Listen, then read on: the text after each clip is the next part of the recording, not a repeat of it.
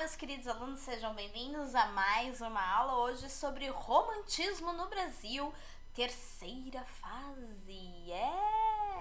O que é, como vive e o que come. Tudo isso e muito mais é o que saberemos no nosso FabFlix, o seu streaming de língua portuguesa. E no episódio de hoje aí vamos conhecer a proposta estética e de conteúdo da poesia condoreira. Mas, antes de entrarmos na aula em si, é sempre bom relembrarmos o que já sabemos aí, o que vimos nos episódios anteriores, certo? Então, vimos o romantismo na Europa, a exaltação dos sentimentos e subjetivismo, nacionalismo e indianismo, que foi a primeira fase do nosso romantismo aqui no Brasil, byroniana e ultrarromântica, que é a segunda fase aqui do Brasil, e é claro que tudo isso muito regado à idealização. E quanta idealização! Então vamos finalmente para a terceira fase do romantismo, que já tem uma outra visão e também pode ser chamada de social, hugoana ou condoreira.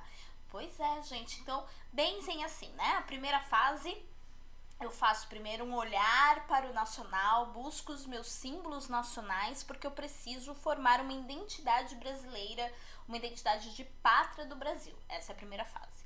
Aí a segunda fase, ela para de olhar para fora e se concentra no seu interior, nas suas questões emocionais, um sofrimento demais, e prezam até por outros símbolos como morte, né? Até preferem isso do que viver essa realidade tão ruim, sem amor. E a terceira volta novamente para a nação, mas agora com um olhar específico social sobre a questão dos escravos. Pois é, infelizmente nos tornamos independentes, mas continuamos até então com a questão da escravidão aqui no Brasil, né? Não conseguimos, junto com a nossa independência, a abolição da escravatura. Então, este poeta agora da terceira fase vai olhar para esta questão social e vai condenar e questionar todos esses horrores da escravidão aí. E aí, olha que interessante, né? Porque hugoana vem em homenagem a Victor Hugo, que é o grande autor dos Os Miseráveis, né?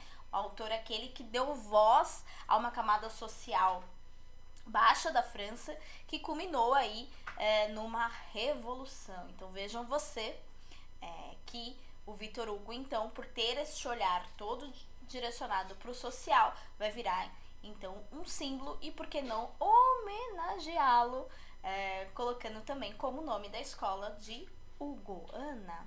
E Fabi Condoreira, aí Condoreira é por causa de um pássaro chamado condor, que é um pássaro que tem como característica voar em atitudes muito altas.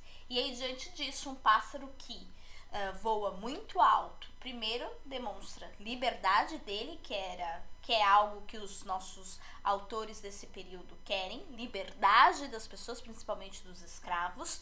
E aquele pássaro que voa também muito alto, ele voa para poder olhar o todo, né? Então ele tem uma visão muito mais ampla do todo. Logo, os meus autores também terão essa visão para questionar e levantar a voz nos palanques em defesa de tudo isso. Sim, sim, sim.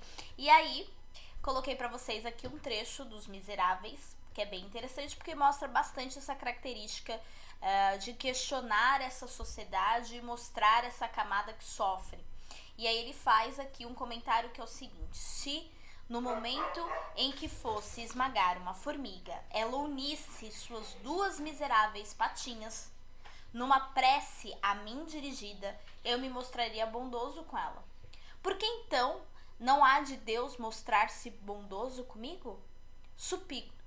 Suplico-lhe que vós dê a vida eterna, a vós, a mim, a todos. Tan, tan, tan. E aí vem aí, né, a súplica desse personagem no livro Os Miseráveis. E aí vamos ver agora então o projeto literário dessa terceira fase romântica, que se baseia aí numa poesia engajada, né, de comício, aquela coisa mesmo de ir aos palanques, discursar e fazer com que os outros escutem esta voz e junto protestamos para que acabe essas mazelas da escravidão. E diante disso tem essa intenção de atingir um público maior.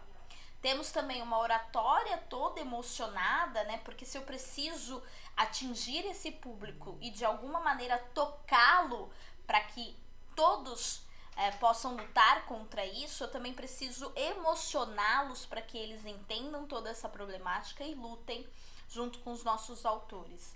E aí vem a grande temática, que é a temática social, que é sobre a escravidão. O nosso grande poeta dessa terceira fase é o nosso Castro Alves, também conhecido como poeta dos escravos, porque foi ele, com seus poemas, que mais discutiu sobre essa questão e tentou fazer valer aí pela liberdade dos escravos, né? Ele tem uma oratória impecável e aí também as frases bem fortes e emocionantes ao ponto de tocar o leitor que lê. Diante disso, quero mostrar como que tudo isso funciona com um trecho do Navio Negreiro aí, o 5º trecho do poema, que diz o seguinte: Senhor Deus dos desgraçados, dizei-me vós, Senhor Deus, se é loucura, se é verdade, tanto horror perante os céus? Ó mar, por que não apagas com a esponja de tuas vagas, de teu manto este borrão?